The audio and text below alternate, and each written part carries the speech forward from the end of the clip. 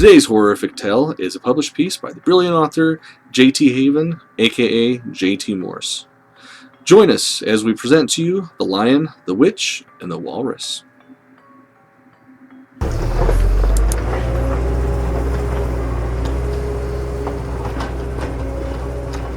Jimmy Ransom Jr. couldn't remember the when or the who concerning how he'd acquired the nickname the Walrus. But he knew why. And, to be clear, it had nothing to do with his love of the Beatles' hit song, I Am the Walrus. Rather, the nickname came to light because of Jimmy's oversized, damn near tusk-like front teeth, his stocky stature, and the fact that he'd worn his hair shaved close to his round knob of a head his whole life. Sadly, having a heart of gold seems to get you nowhere, if you resemble a creature that was clearly the butt of a joke shared by Mother Nature and God during the stand-up comedy routine called Creation. For as long as Jimmy could remember, he had been the Walrus. That was the way it was, and there was nothing this, now 40-something, seemingly eternal bachelor could do about it. Having finished a long, hot day in the bucket seat of his excavator, Jimmy climbed down from Bessie, wiped his forehead with his trusty blue bandana, and took off into the nearby woods to relieve his aching bladder. To Jimmy, one of the perks of being a solo contractor on a small bid job for the county was not having the hassle of portalets and other big site, big crew formalities. Gotta go? You just wander off into the trees and let her rip. Fly down, wing out, and pee dribbling at second finale encore, Jimmy thought he saw a flash of red in his periphery. Turning his head to the right, he almost yanked his pecker clean off when the red-headed woman standing inches from him said, "Nice pistol you got there, handsome." "What? Oh God, I think I pissed on your dress, lady. Where did you—" Where it came from isn't important. Struggling to repackage his package, Jimmy blinked a few times in disbelief as the sun cut through the pine trees, creating a glow around the woman's head. A radiant glow that looked like fire. A lot like fire. "Ma'am, I hate to tell you this, but I think your hair is on fire." Reaching a hand up casually to pat out the flames, the strange woman said, "Ah, so it is. Damn son can't keep his flames to himself. That's what I get for burning a star. Love him and leave him evidently isn't a philosophy he embraces." I'm sorry, who did you say you were?" "I didn't, because that's not important." With this proclamation, the woman turned on her heels, assuming she had heels or feet or even legs. The way she glided along the pine needle and leaf carpeting, and due to the floor length of her scarlet dress, Jimmy could only assume she had heels. Within seconds, Jimmy's decision was clearly made for him when the woman said, "I have beer chilling in the fridge."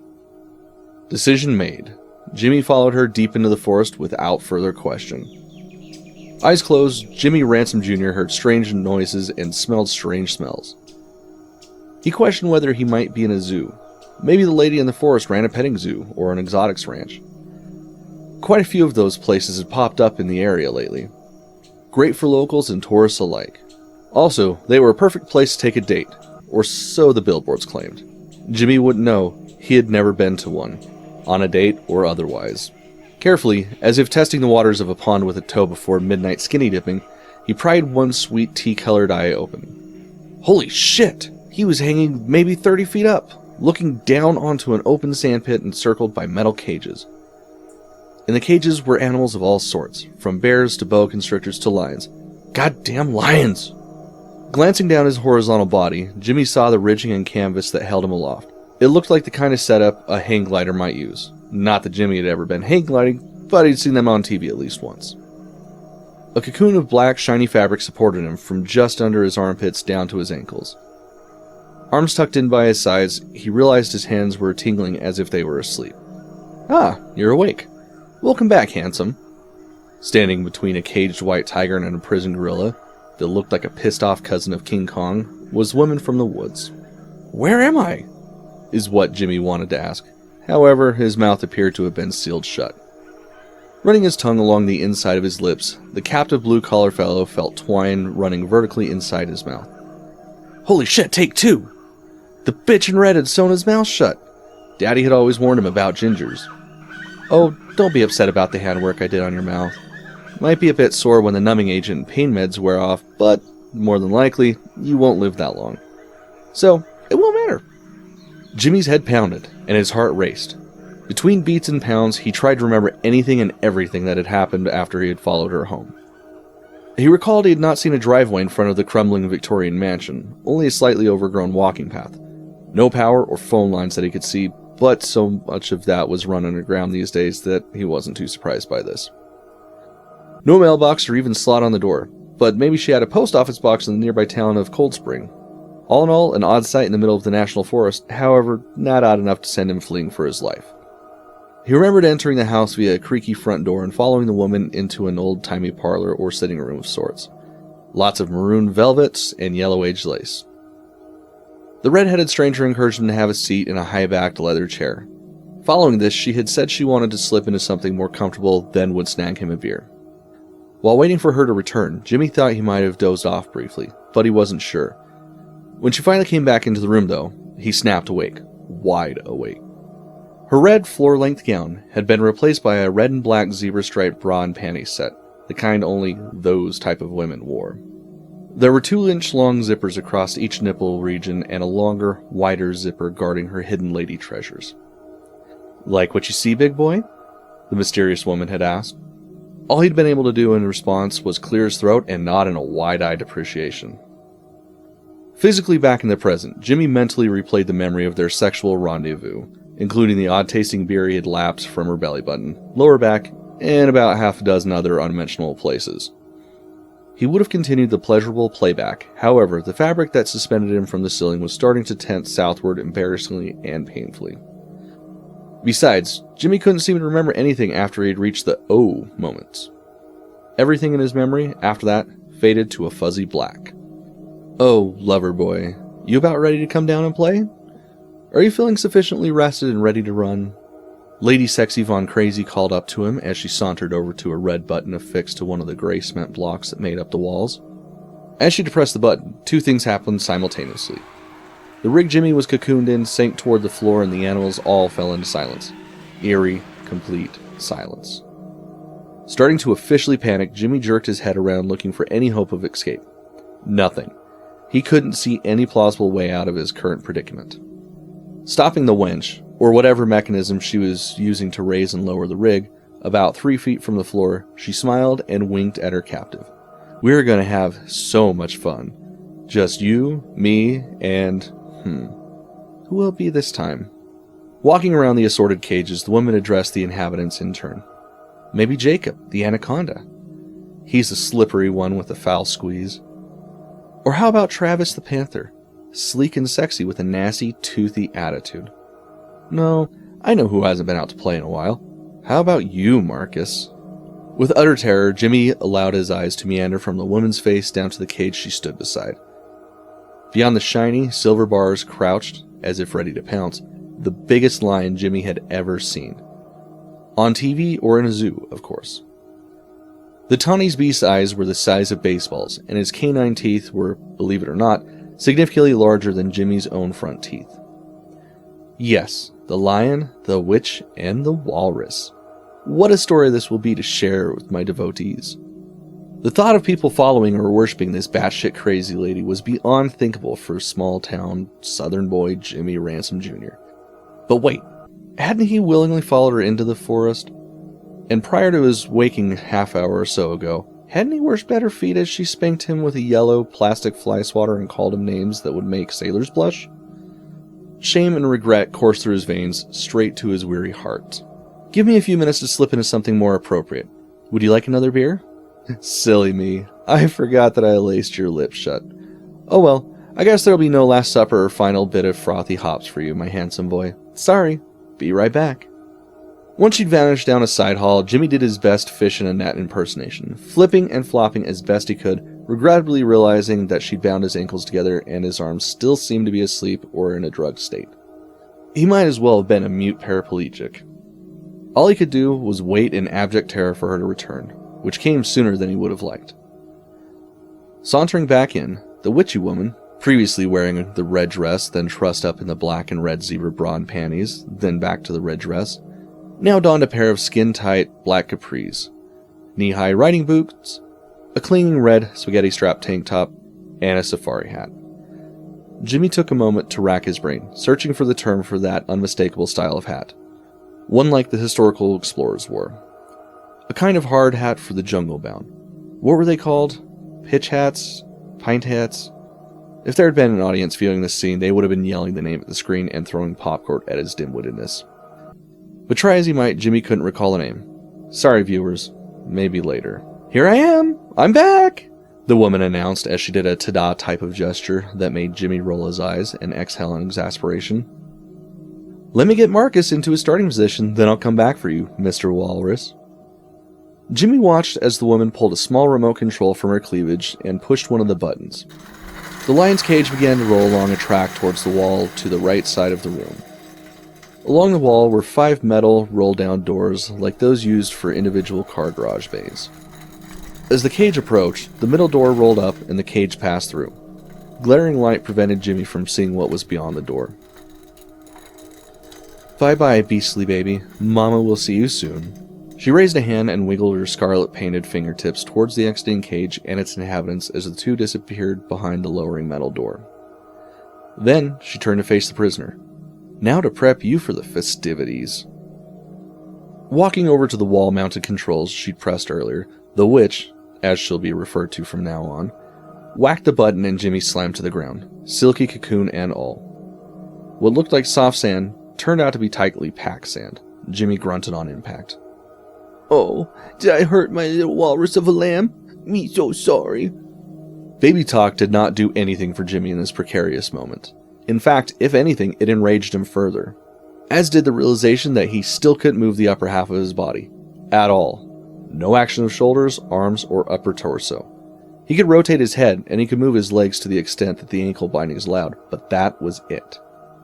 Oh, stop fidgeting. You'll be free soon enough. As she spoke, keeping a safe distance from Jimmy's flailing legs, the witch untethered the silk cocoon, letting it fall to the ground around his body. Then, she deftly clipped a carabiner and chain to the back of the black nylon harness Jimmy now noticed he was wearing. With the push of another button on her handy-dandy remote control, the witch's prey was dragged across the clearing toward one of the garage bay doors. Luckily, Jimmy thought, not the same one the lion exited through. The chain ran between the smooth concrete floor of that end of the room and a notch in the lower lip of the door. Moving at a rapid clip, Jimmy felt certain that he was about to smash headfirst into the metal barrier. However, as he braced for impact, the door began to roll up. Instead of slamming into it, Jimmy found himself flying off a cliff and falling into a deep quarry or man-made four-sided canyon of some sort. Maybe meeting the door up close and personal would have been preferable, Jimmy wondered. As gravity took over, the chain's role seemed to become one of stopping the harness, and therefore Jimmy's, forward momentum rather than encouraging it. With a snapping jerk, the chain came to an abrupt halt 15 feet or so from the rocky bottom of the cavern, at which time Jimmy promptly peed his pants. The dangling dude was uncertain whether this had occurred due to the relief of not hitting the snaggletooth rock bedding below, or due to the sheer need to relieve himself. His bladder was full to brimming, and he had no idea when he'd emptied it last or how much beer he consumed off the witch's evil, sexy body. What he did know for certain was that he was in a heap of trouble. Just below him sat Marcus, and the gargantuan lion had proceeded to start licking his chops as if Jimmy resembled a T-bone steak wrapped in lamb chops and slathered in copious amounts of bacon grease. Have no fear, boys. The lady of the hour has arrived. Jimmy rolled his eyes as the witch floated down toward them, dangling ever so gracefully from a you-know-what-the-color parachute. Upon landing, the prisoner hoped that the lion would pounce on the witch and tear her to shreds. But, of course, the beast didn't. Instead, the damn thing began to purr like an obnoxious, oversized death machine kitten. Hello, Marcus Warcus.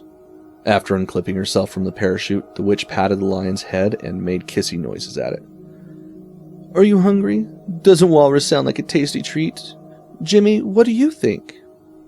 Racking his brain, Jimmy couldn't remember ever telling the witch, his name. However, if that were the oddest part of this whole effed up situation, Jimmy was willing to let that tiny storyline hiccup go. How she controlled the deadliest beast, now giving her kisses like a damn golden retriever, was more of a mystery. This woman might really be an honest-to-Satan witch, Jimmy decided. He had no idea how to defeat a witch and only slightly less knowledge about how to best align in combat or chase. If his arms had been functional, wait. Fingers wiggled, wrists trembled, elbows bent. Jimmy could use his arms, and in celebration, quickly did the sign of the cross with his left arm and in reverse order, but it seemed like the right thing to do in the given moment. "Oh honey, that spell don't work on me, and sweet baby Jesus can't save you from Marcus. He wasn't a lion tamer. I don't think. I'm sorry." The witch wiped her lion spittle-covered face with a black lace handkerchief she'd pulled from her cleavage, of course, then whispered something into the lion's ear. Immediately, the lion trotted off into the distance, and the witch said, "Now that feeling has returned to your arms, this will be more of a fair fight. Marcus hates when his prey is too easy to catch." Pulling a giant knife out, not from her cleavage this time, but from a sheath on her thigh, although Jimmy thought that would have been rather amusing to see, the witch cut the zip ties that had been pinning her captive's legs together. Noticing the dampness of his Levi's, she shook her head. "Men just can't hold their liquor or their bladders. What's wrong with your gender?" Feeling a bit lightheaded, possibly due to the recent restoration in the blood flow of his circulatory system, or the wearing off of whatever drugs or spells she used on him, Jimmy began to mumble in response to her query. However, he gave up after a few minutes, and suppose he might have been rambling in order to stall whatever violence was inevitably coming. As if reading his mind, the witch began to explain what would be occurring. "Marcus has gone to the far side of the arena to give you a fair start. After I've climbed up the cliff to my viewing box, I'll remotely release your harness latch. Marcus won't begin the hunt until I sound the signal. You up for this, big boy?" "What?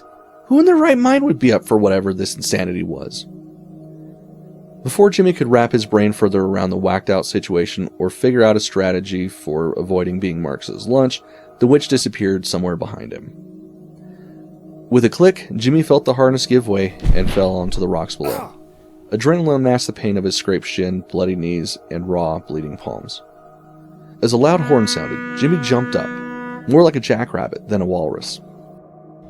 With no idea which way to run or where to hide, Jimmy started running as hard as he could in any and every direction that seemed easiest and fastest. In the distance, he heard the witch call out, "Run, Walrus, run!" Oh no, did she really just make a Forrest Gump joke at his expense? If he ever had the chance. His thoughts and body froze as he heard a growling roar. Way too close for comfort. What the hell was an out-of-shape, highway road crew guy going to do against a goddamn enchanted king of the jungle? Jimmy had no idea, but he'd have to think of something. And quick. Within what felt like few precious minutes, the arena's human prey realized that he'd backed himself into a corner. Well, fronted himself into a wall, actually, but there was a minimal amount of lucidity running his ship at the moment. A sheer rock cliff stood in front of him. To his right was a path overgrown with spiked and thorny vegetation. To the left, dense trees and undergrowth, way too thick for him to get through. And behind him was Marcus. Jimmy knew this because he could hear the lion's low growl and practically smell the beast's rancid breath. At this pivotal moment in the walrus' life, he had nothing to lose. This inkling allowed Jimmy to access parts of himself he'd never known were there before. Magical parts that were deep inside and well above the area he'd previously considered his magic zone. Frothing through the loosening stitches that caged his mouth, and with a gleam in his eye that Jimmy had never known before, he grabbed a thick branch and began to swing it wildly at the lion's huge head. Like a lion tamer from legends of old, Jimmy's manic display affected the lion in an odd and peculiar way. Despite the branch never making physical contact with mane or muzzle, Marcus froze in his pursuit and began to back away from Jimmy. In the distance, someone laid on the horn like a trucker trying to get around a granny in the fast pass lane. The witch seemed to be signaling her vicious pet to stop messing around and go in for the kill. However, her placid pet wasn't listening to her anymore. A new master was in this effed up town, and his name was Jimmy the Walrus. With chest puffed up and chin held high, Jimmy ripped a vine off a nearby tree. Thick branch in one hand and verdant whip in the other, the unexpected lion tamer fought back his attacker, chasing him all the way back to the place where they'd started this sick game. In a seemingly panicked state, the witch descended from her high-rise throne and met Marcus and Jimmy under the dangling harness. "What? This isn't possible! What is happening here?"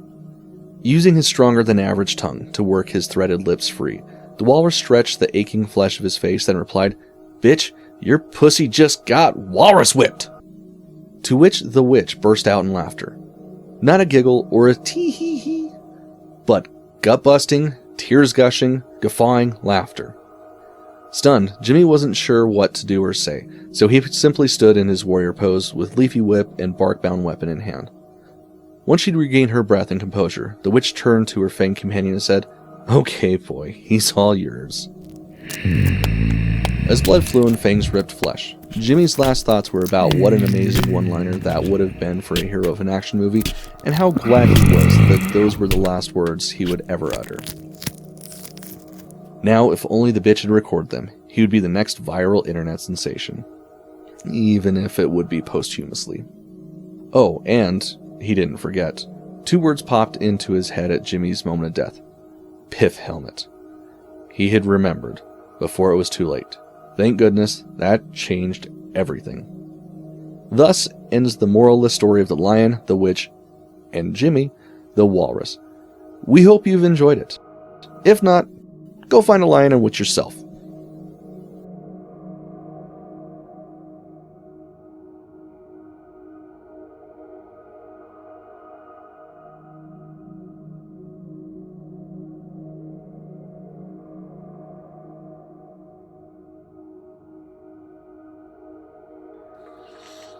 Well, we hope that you enjoyed our latest horrific tale. If you want to keep up to date with future episodes, then subscribe to our YouTube channel and like our Facebook page. Please also take a moment to support our contributing artists who very kindly lend their talents to this show. Check out the links in the description as to how you can do this. Until next time, my friends, keep it creepy, keep it horrific.